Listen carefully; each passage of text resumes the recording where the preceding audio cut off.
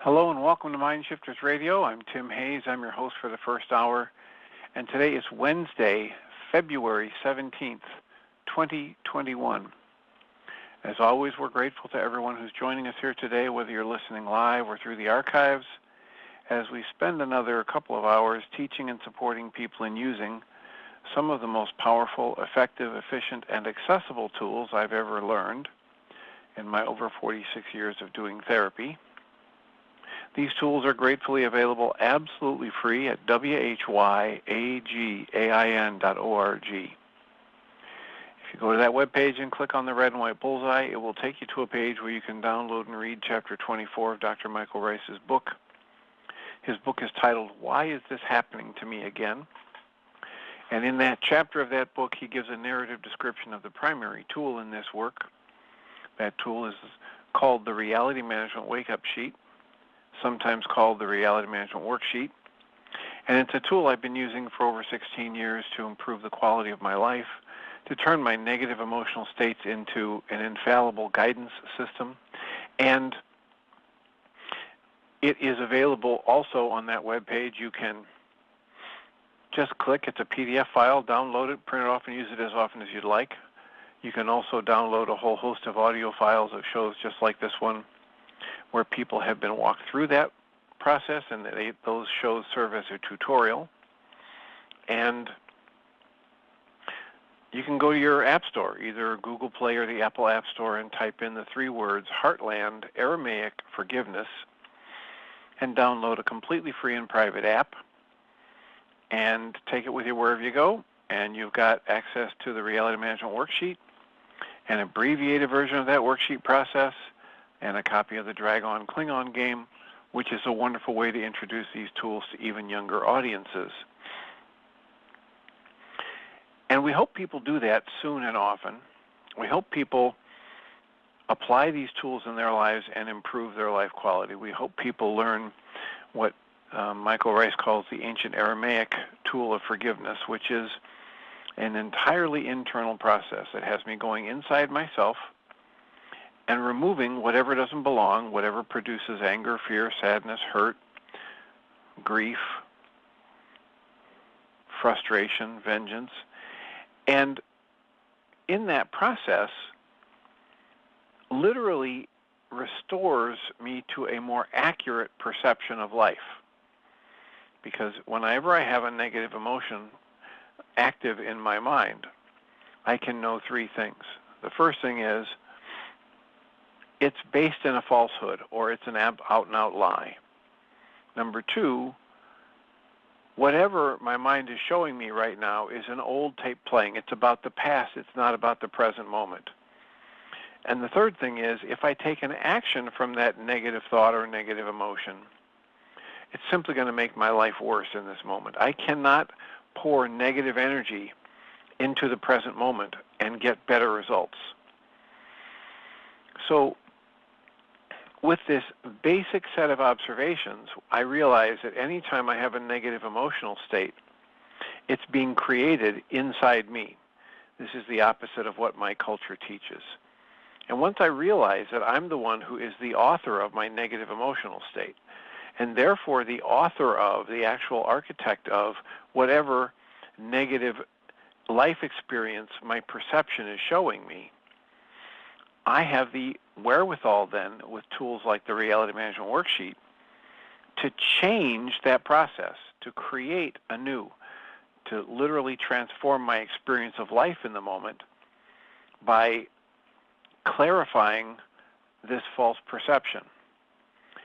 And our call-in number is 563-999-3581, and we're hoping people have questions about this. How could something as simple as an 8.5 by 11 sheet of paper with way too many words on it be an actual tool that I could use to improve my quality of life? Well, that's a great question. And one of the prerequisites for me to get really good results from this tool or any other tool is my willingness to be honest with myself at deeper and deeper levels. And rest assured that regardless of the tool, as long as you have a fairly effective tool, you're limited only by your willingness to be honest at deeper and deeper levels. And that is in all circumstances, with all patterns that we call problems, whether it's an addiction problem or a relationship problem or a gambling problem or a rageaholic problem or a workaholic problem. Those external manifestations of these patterns of behavior in my life are not the problem. There's an actuality inside me that I'm running from, and I'm using those external behaviors to hide from myself or cover up. And I won't make any serious progress until I move to the level of, as Michael Ryce likes to talk about it, I move to the level of cause. What's actually causing the pain or discomfort in me that I'm running away from? Now, unfortunately, or fortunately, depending upon how you choose to look at it, most of us in this culture have been taught that when we have a negative emotional experience or an ache or a pain, that it's being caused by someone or something outside of us. And that's never true. The cause is internal, and once I wake up and realize that the cause is internal, the only logical conclusion then is the solution must be internal. And that's why the Reality Management Worksheet and the Mind Shifter targeted journaling tool have me focus on my thoughts and my emotions and my desires for change, rather than focus on what the other person did or what life is handing me as an actuality that I have to cope with. Because the understanding is none of those outside situations, people, or events are the cause of any upset I feel. And I get it. I was raised in this culture too, and when I was first introduced to this work, I thought this was an exaggeration for dramatic effect, but really what's going on is this person did this and that's why I'm upset. It was quite a shock to my system to wake up and realize that there is no exaggeration to the statement that if I'm in pain, my thoughts are in error. I'm not in pain because of something someone outside of me did or didn't do.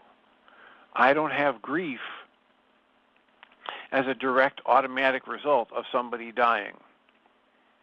I have grief as a result of the interaction between their dying and my chosen interpretation about the meaning of them being gone. The evidence of that is there to be observed. People die many times a day, every day, and I don't erupt in grief. Unless the person that died is someone I know and I wanted them to stay alive, and unless I find out that they're gone. Someone could be gone for months or years, and I don't know they're gone, and I don't suffer any grief. Why? Because the information about their being gone hasn't crossed my mind, and it hasn't triggered the negative interpretation about how this is bad or wrong and they shouldn't be gone. It's that process of judgment and meaning that I attribute to that event that is the mechanism for my negative emotional state, not the outside event. It's never an outside job. And I'll repeat, that is not an exaggeration for dramatic effect. It's just directly observable. So, if I'm having a negative emotion, if I'm stuck in a set of behaviors to try and keep me from feeling the negative emotions that keep cycling through my system, the only possible true solution is an internal process, and a whole host of those are offered absolutely free at whyaagain.org. And we would be delighted if you would go there, download those tools, put them to use in your life, and call us with your comments or questions. We had our Tuesday group last night, and we did another session with session 6 of the seminar by Michael Singer, where he was talking about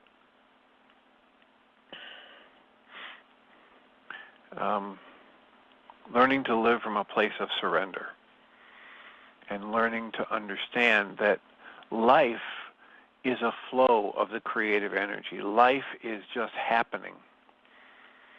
And we, and more specifically last night he was talking about how our heart space is an instrument that can play these powerful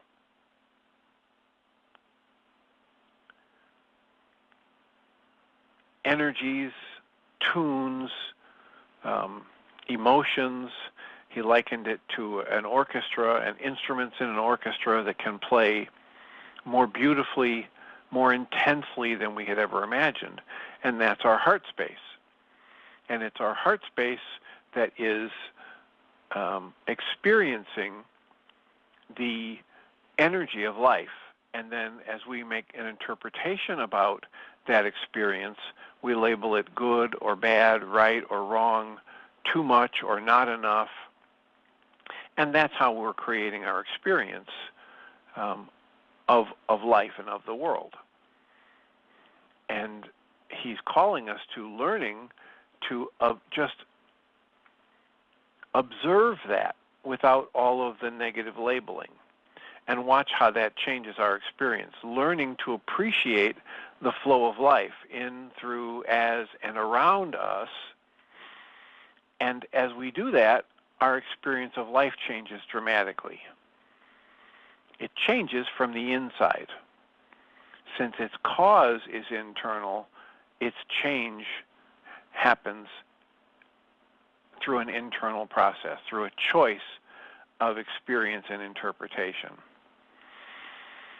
So our call-in number is 563-999-3581. If you call that number and press 1, we can have a conversation. We have 45 minutes left, plenty of time to talk, answer questions, entertain comments,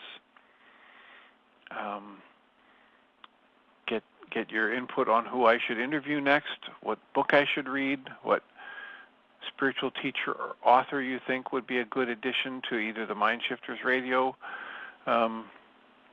community or the journeysdream.org community.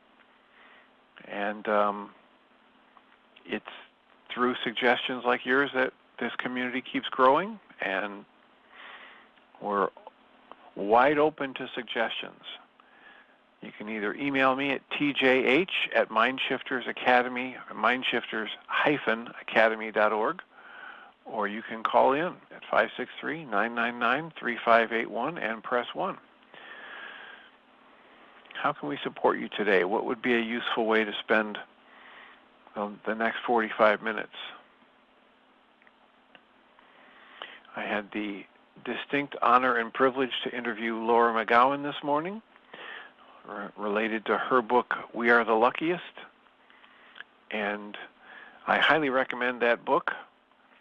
And if you go to lauramcgowen.com, Laura, MCKOWEN.com, you'll find that Glennon Doyle is one of the first people who give a reference for her book, We Are the Luckiest. And I was thrilled to find that because I have recommended both Glennon Doyle's book, Untamed, and Laura McGowan's book, We Are the Luckiest, for the same reason, because they both have hit on the fundamental need for profound honesty in order for true healing to take place.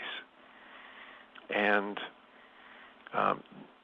two very different women, very good at writing, very, very much aligned with doing their own work and moving from a place of fear and or dysfunction or addiction into something far more healthy and far more life-affirming. And And all of it is rooted in a fundamental, radical level of honesty, which is what we're promoting here. The idea that, as Way of Mastery says, every time I do this process of forgiveness, every time I do the process of dismantling the falsehoods, the distorted perceptions or negative energies within my system, I take myself deeper into the purity of my own consciousness. Another way to say that is I get more deeply honest about how my negative emotional states are always self-created. So our call-in number is 563-999-3581.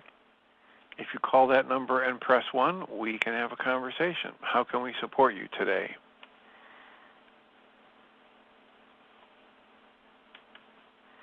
I have the distinct privilege of having 3 people in the chat room and 8 callers online. It's virtually impossible for me to talk and type at the same time. So if you type in a question in the chat room,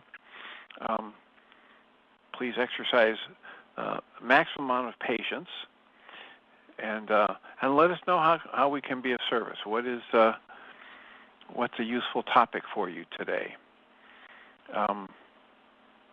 I'm hopeful that the interest in truth, the interest in restoring the light of true awareness, meaning my ability to see life as it actually is rather than through some distorted filter of hostility or fear, is of interest to the audience, because that's essentially what we're offering. We're offering a set of tools that can help anyone who picks them up and uses them clear up the garbage, clear out the traumatic energy, clear out the false beliefs and conclusions that generate the negative emotions, and restore us to something closer to true perception or accurate perception of actuality. I just tried to turn on the microphone for somebody. The wheel is spinning. I believe this might be Ellen, and yes, we might be is. blocked. Hello, Ellen. Welcome. You can hear me? Yes. Oh, okay, great. Hello. I think this Course in Miracles lesson for today, There's Nothing to Fear, is so timely for me, which of course is no coincidence. And I was just wondering if you could talk a little bit about the relationship of anger and fear, because they seem to be very related in a lot of experiences that I've had, and even had like a dream last week where there was this wild animal, and I realized when I woke up from the dream that the wild animal was representing my anger, and in the dream, I was terrified of this animal, and the dream really helped me see how, afraid I have been of my anger. And so there's been all of these memories from the past that have been kind of just bubbling up. And I see how, I either seem to be in fear or I seem to be in anger. and it seems to flip-flop. And I was just wondering if you could talk a little bit about the relationship of those two emotions. Well, I'd be happy to, and thank you for the call, and thank you for reminding me that because I'm just coming off minutes ago, closing off the interview with Laura McGowan, I didn't read the lesson for today, which is lesson 48 that you're bringing up. There is nothing to fear. So before I get back to reading the lesson and the Pam Grubb book, let me address your question, which is something that I talk to people about quite a bit. I think it's observable. It is also possible that when people go to observe this, they might reach different conclusions. But it's been my experience, and I think it's borne out with repeated observation over time, that any time I express anger or somebody else expresses anger, it's because there is pain or fear inside of them. That there is no anger without pain or fear. And that if I'm sitting here just happy, I'm so grateful to be able to have this office that's warm and patients who come in and they like what we do, and I think I've got enough money to pay the bills and my kids are healthy, and I'm just sitting here focused on that, it's not possible for me to say an angry thing or an insulting thing or a hurtful thing, because if there's no pain or fear in me, then that negativity or anger can't come out.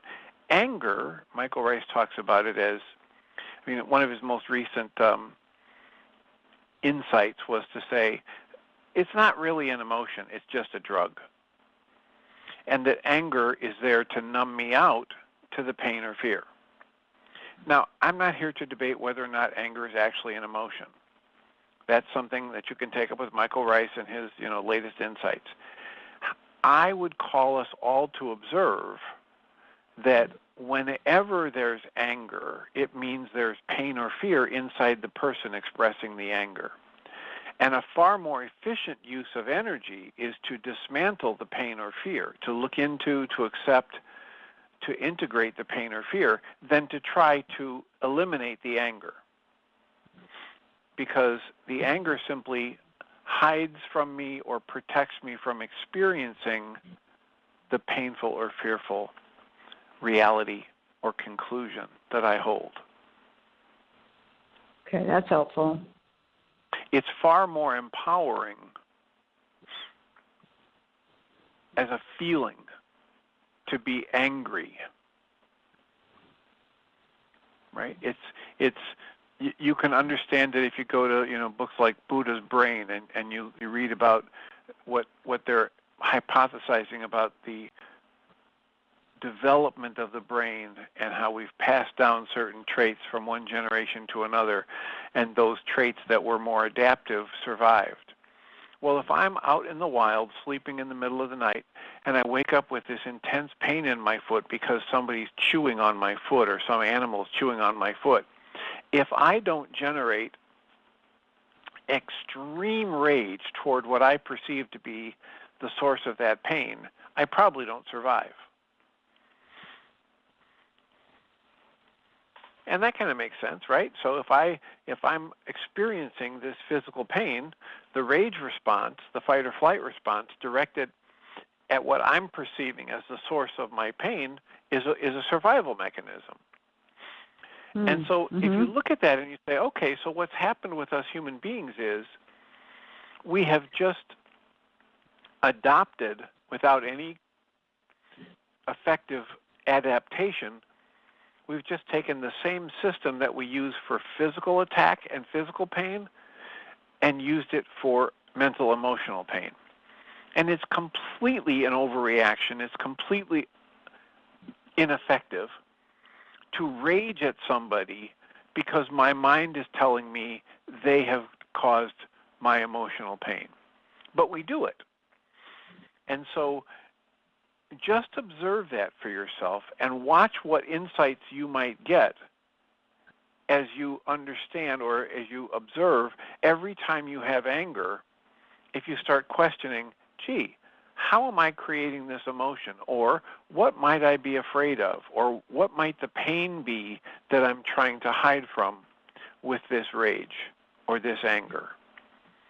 And it will direct you in an entirely different way inside yourself. And I think you'll have far more effective, positive results.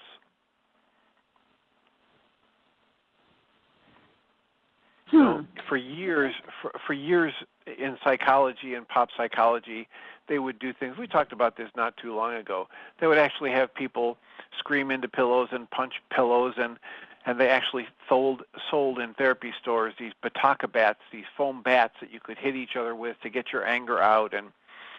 And the theory was, this is really good. Express your anger, get it out, and you'll be done with it. That was only a theory. And the more research they did on it, the more they found all this does is stir the people up, get them in that sympathetic nervous system response, that fight or flight. It just stirs up the rage. It doesn't resolve anything. And I pulled out the book, Getting the Love You Want, from Harville Hendricks, the 20th anniversary edition, where he said, I want you to know that one of the changes we made in the 20th anniversary edition is we took out, I think it was exercise number 11. Now, why would you take a chapter, an exercise out of a book that's so popular that it's been republished, and now it's the 20th anniversary edition? Well, we took out that exercise because the research showed it just makes things worse. And that was the exercise where they had the couple tell each other all of the things that they didn't like that their partner did over and over and over again. And the partner was just supposed to say, well, thank you for sharing. But all it did was stir up the anger. It didn't resolve the pain or fear that underlies the anger. It didn't give the individuals focus on their own internal mechanism that was actually creating the negative emotion. So are you saying that if I can get to the underlying fear or pain and resolve that the rage that was covering it over will be released at the same time? Well, yeah, and there won't be any need to generate the rage. Because I know, that like, anger, when I was a child, I was very, very enraged. I mean, I was, it was really bad. And I eventually had to suppress it because I was in great fear, and I would get punished for it as well, but it got to the point where I knew in order to survive, I could not express that anymore, and so somehow I shut it all down, but of course I never resolved it, and so I think there's been this fear because it was so powerful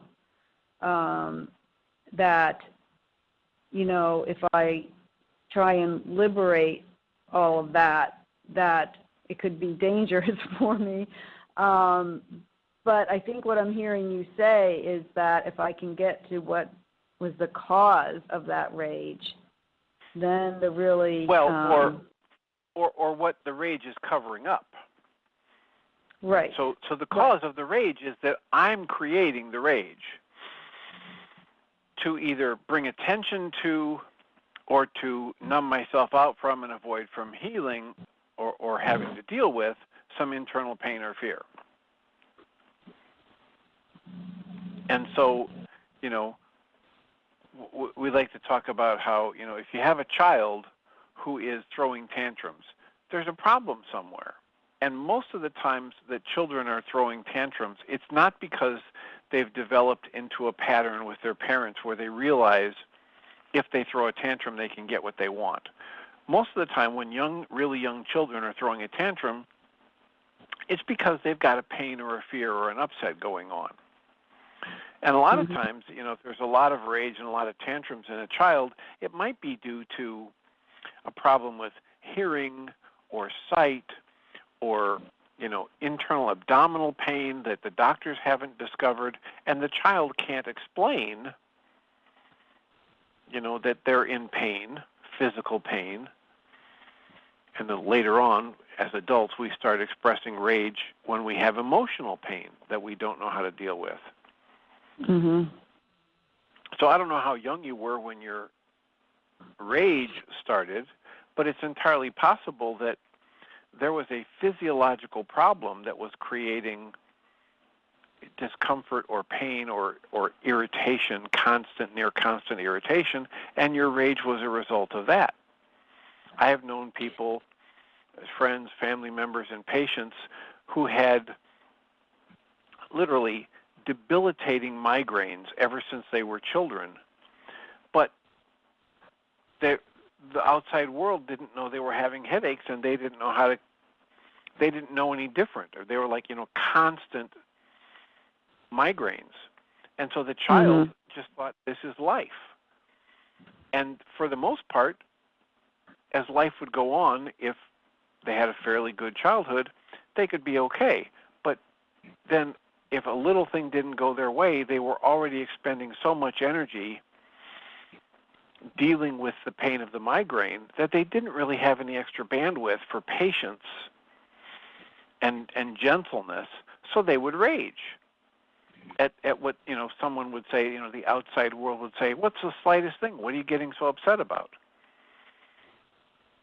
Right? So imagine somebody who's just had major surgery on their leg, and the whole leg is swollen and inflamed, and somebody comes along and drops a 2 8.5 by 11 sheet of paper on their leg or their foot, and they jump and scream in pain. And the person who dropped a piece of paper said, well, what are you getting so upset about? It's just 2 pieces of paper. That couldn't have hurt you. Right. But right. But the person who's sitting there in this, overwhelm, can definitely feel like, okay, that's the straw that breaks the camel's back. That hurt so much, I can't even believe you would laugh about it. Well, you're going straight to my issues, I tell you.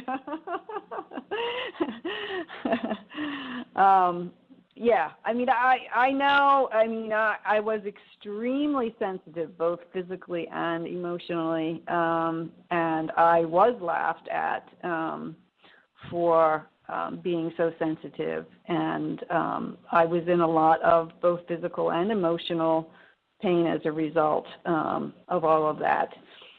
So,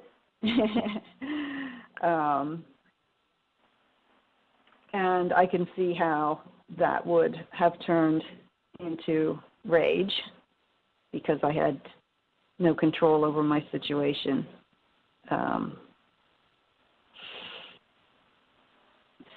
So it's really working on not so much, like you said, the rage, but what underlies it. Yeah, the pain or the fear.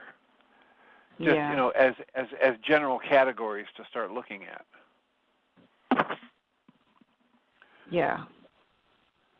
Okay. So it's anger is never the issue itself. It's always a cover, is what you're saying. I try to remember to say that anger is a secondary emotional response. It's there to numb out or distract me from or protect me from a less easily coped with or a more vulnerable emotion. And the two simple words I use for that to point towards those two categories are pain and fear. Yeah. I mean, hopelessness is another one that, most human beings will do anything to escape a feeling of helplessness, including rage at, people and things that they say they love and care deeply about. But the experience of hopelessness and helplessness is so antithetical to survival that we will do just about anything to avoid feeling it. Yeah. Yeah, I can identify with that helplessness. And when you're a baby and even a child, I mean, you are pretty much relying on your parents to do everything for you. So you literally are in a helpless position. And when your needs aren't being met,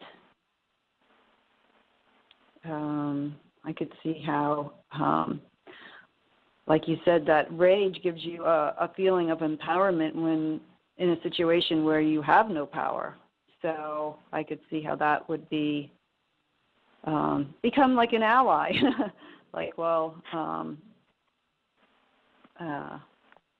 give you a sense of empowerment when you're feeling really helpless.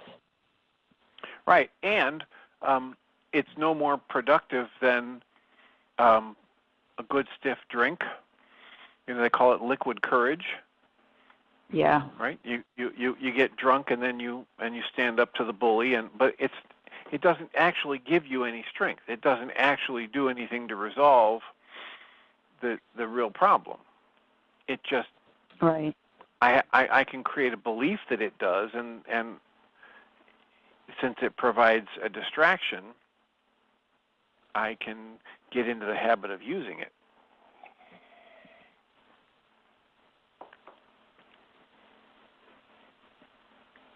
Yeah, and it's interesting because then what happened is once I remembered, in my older life that, oh yeah, I used to be really enraged as a child and I never did anything to resolve that. Wow. I guess, that's something I'm going to have to deal with now. I became afraid of it because of how overwhelming it was as a child and how kind of like destructive it seemed. So then I'm like, so if like fear is what's underlying it, and then so I get enraged over that, and then I become afraid of the rage, I just see like how I am just like completely deluding myself or steering myself away, like first by the rage and then the fear of the rage.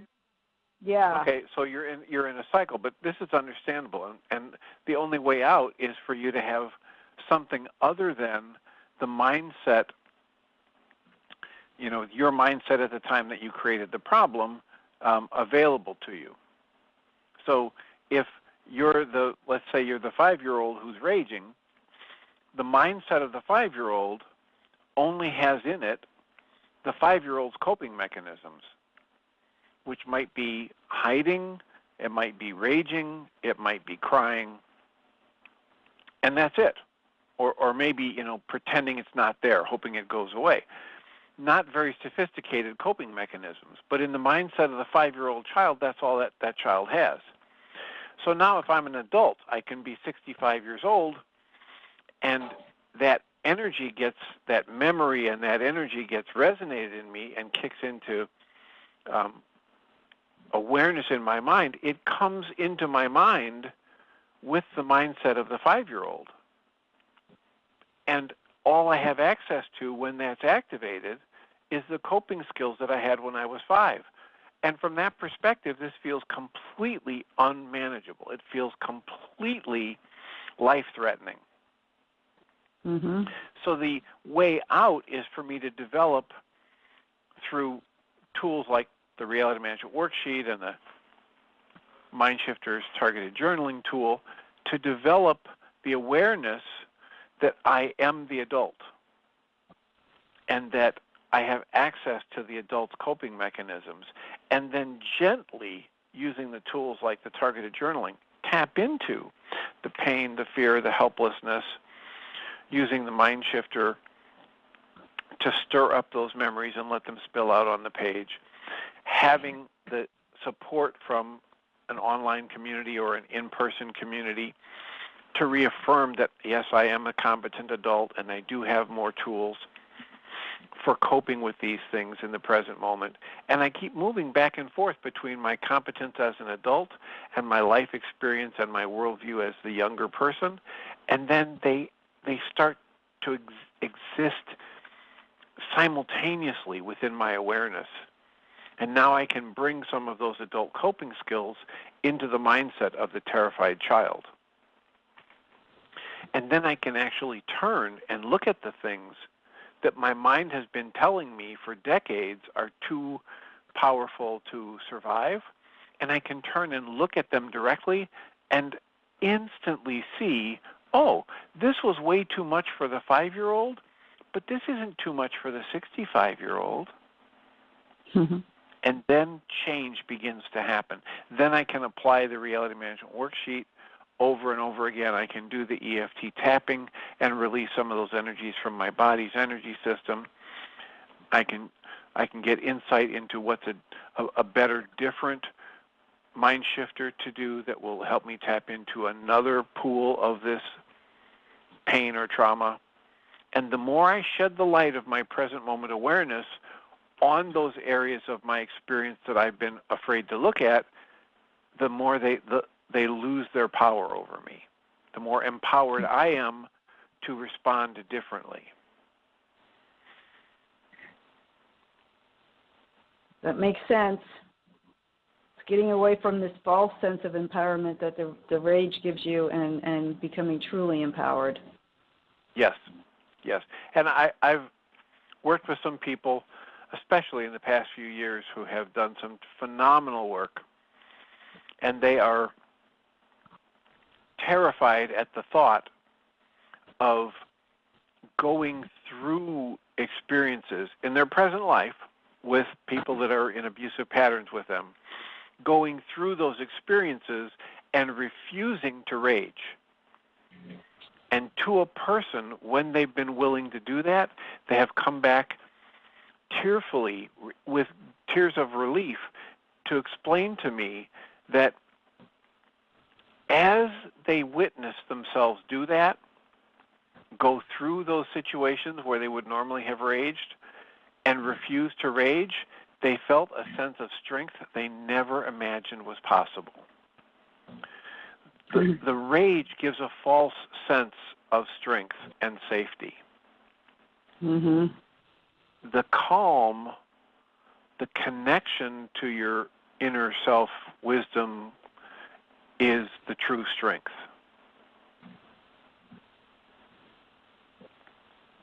Yep. Got it. And I have to literally, I was doing a piece of my own work earlier this morning.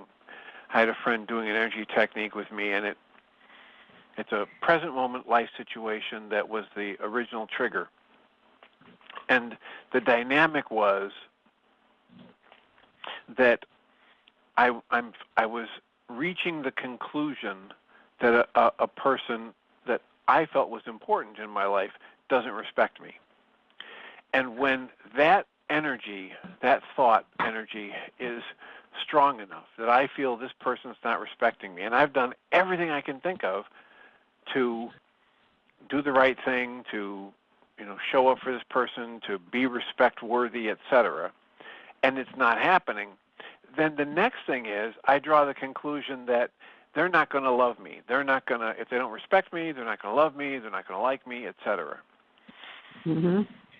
So the energy work, which is almost exactly like the Reality Management Worksheet, it's like putting that on a worksheet. It would have been, my goal is to be loved and respected by this person.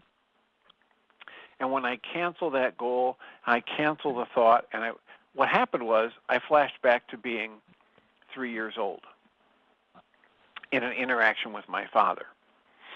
And it makes very good sense that there was an interaction back then where I was probably talking about things that freaked him out. I was, probably tuned into emotions and energies that he couldn't, with his logical, intellectual mind, couldn't figure out how a 3-year-old could know those things or have that kind of insight. And so he would recoil from me, and I'm this very sensitive, emotionally awake and aware 3-year-old. I feel him pull away, and I'm traumatized.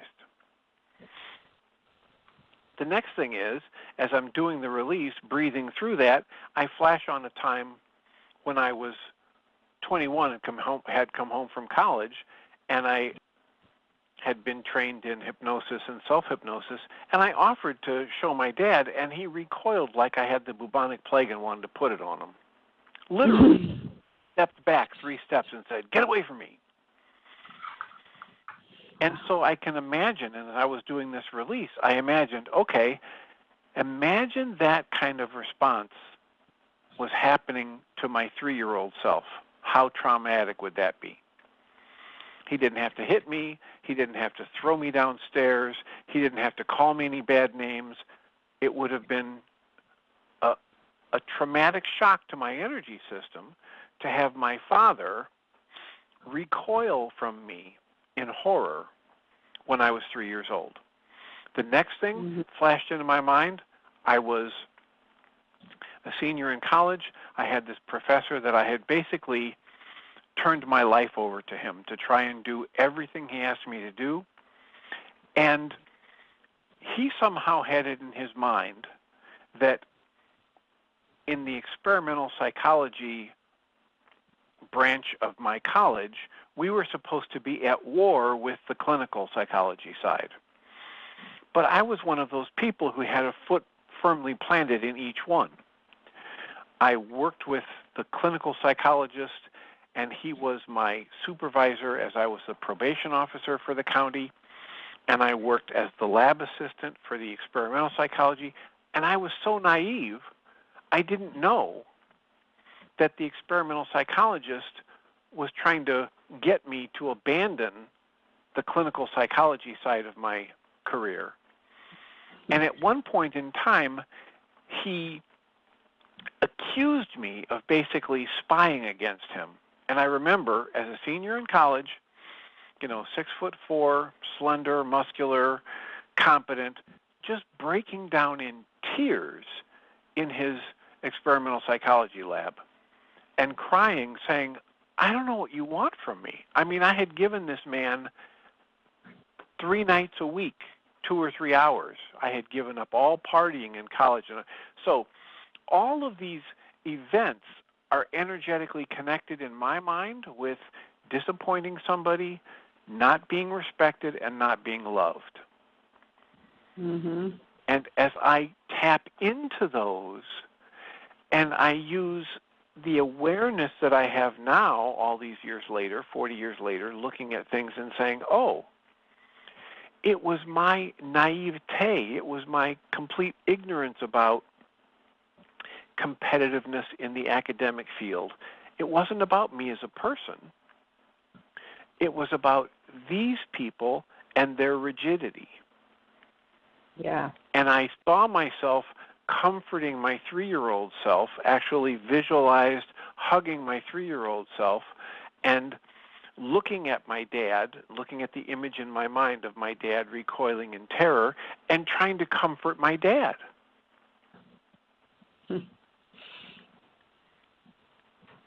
And I had tears, and I had, waves of energy, and I had to sit there with it. This morning was especially challenging because that was happening right before I was supposed to get on a call to do an interview with Laura McGowan. And inside my mind, as I was letting this release come up, I actually had thoughts of, you better shut this down. You can't fall apart now. You can't face this now. And I just had to comfort myself. Probably echoes of the 3-year-old who doesn't know how to handle these things. But my 66-year-old self knows pretty well. I know EFT tapping. I know the Michael Ryce Reality Management Worksheet tool. I can get through this. So I let myself go into it a little bit deeper, breathe through it, and have the tears. But that's what I have discovered for myself anyway, and for many, many of the people I work with, is the essential transformative piece. Sitting with it, facing it, breathing through it, gaining the awareness of my present moment self and the awareness of my younger self and all of those discrepancies in the worldview, moving gently back and forth from one to the other, juxtaposing one emotional truth with the other, realizing that it was emotionally true when I was younger, that I didn't have any way to understand this. And in this case, I'm talking about when I was younger, when I was 21 years old. I had no way to understand that. I could not comprehend how this man was turning on me after all I had done for him. But now, all these years later, learning about the competitive nature in academics and where he had come from and his tunnel vision and myopic view of things, it makes really good sense. This was all about him. It wasn't about me. I didn't do anything. Yeah, that's what we do. We take it on in our innocence as if it has to do with us. And then when it's really intense, we lock it away in our consciousness with a label on it that says, Tim, you can't handle this. Right. Do not go there. Do not come here.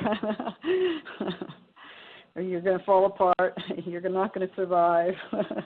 Yeah. And the truth is, and as Guy Finley says, there's no such thing as bad self-knowledge. It cannot be bad for you to see what's in your consciousness. You have many parts of your conscious experience that you may have labeled too much, too traumatic, too upsetting, too scary, too rage-inducing, and yet none of them are bad for you to see. Can't be. Yeah. And the more I can revisit that observation, the more I can use the tools and go slowly, so I can, work with that younger version of myself and comfort the younger version of myself, so I'm not stepping into a situation where I'm re-traumatizing myself. The more I work with it, the more I demonstrate the truth of it to myself. Yeah. Well, that's why today's lesson is so perfect, right? There's nothing to fear, and exactly. I do believe that. I do believe that, and it's like you need to bring that into those moments where you are right up against that fear, and say, okay, no, I know there is nothing to fear, and be willing to face whatever it is. And it says, fear is a sure sign that you're trusting your own strength. Right. Right? And you don't have the strength. You didn't create yourself. You don't even know when you were created. There's a lot more going on here than you know about. So it's always a good idea to ask to be shown. It's always a good idea to rely on something other than your conscious logical mind or the illusion of your strength.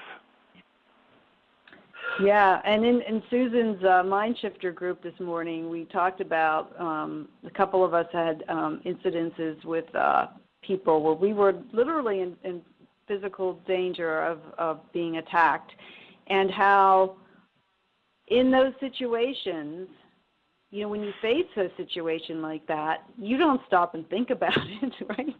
You just act, and it's always the right action. Like in the one woman's case, her action was to go on the offensive, and it was perfect. The person who had a knife got scared and ran. And in my situation, it was to not have any reaction whatsoever, to just stand there. And but it was the perfectly right action, and it just shows you that it's that didn't come from me. That's God acting through me in the moment, because I'm not in my mind. I'm fully present. And so we can trust that. And so when we go to face our own internal, the things that we're afraid of, it's the same thing. I mean, we can rely on that presence within us to meet it, that we're safe. We're safe, and that's what this lesson is all about. And those of us who have been in a lot of different intense situations. I was a probation officer for a couple of years, and then I was a counselor in a high-security juvenile hall, and then I worked in a psychiatric hospital, a secure psychiatric hospital, and then a therapeutic day school. In all of these different settings, all of the training is about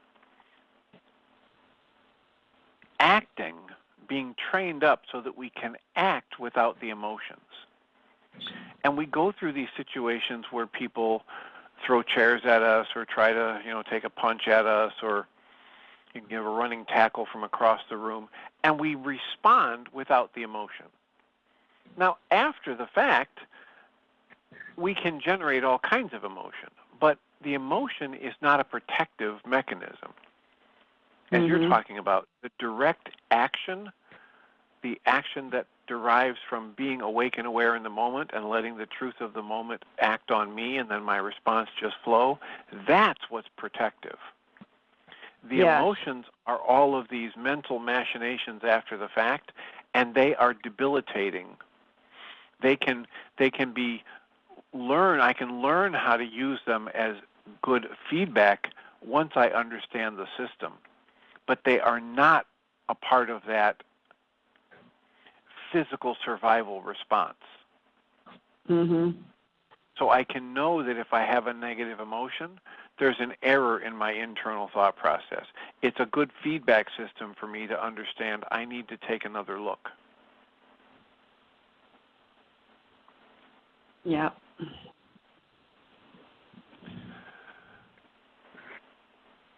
Okay, well, this has been very helpful. Thank you so much. I am glad it has been. I should mention that Lisa in the chat room was talking about a book, Traditional Hawaiian Teachings. I believe Lisa is saying it's Hank Wesselman, PhD, as an anthropologist. He's currently working with an international research team in Ethiopia. He was involved in the search for answers to the mystery of human origins. He's also a shaman in training, now in the 29th year of his apprenticeship. His books include Spirit Walker Trilogy, The Spirit Walker, Medicine Maker, and Vision Seeker, and The Journey to the Sacred Garden. Apparently, his latest book is called The Bowl of Light, Ancestral Wisdom from a Hawaiian Shaman, and his website is sharedwisdom.com. And she says, the above book reads like a novel, but it's based on actual experiences and on target regarding places in Hawaii. So thank you for that, Lisa. And thank you, Ellen, for the questions and comments. And Jeannie's here, and she said she put a link to that book and information in the notes, so thank you, Lisa. And I'll remind us all that we come from love. We're made of this stuff we call love. We actually are love, and everything else is false. Welcome, Jeanie Ryce. Thank you. Thank you, Dr. Tim. Thanks for playing the recording yesterday for me, too. You're very welcome.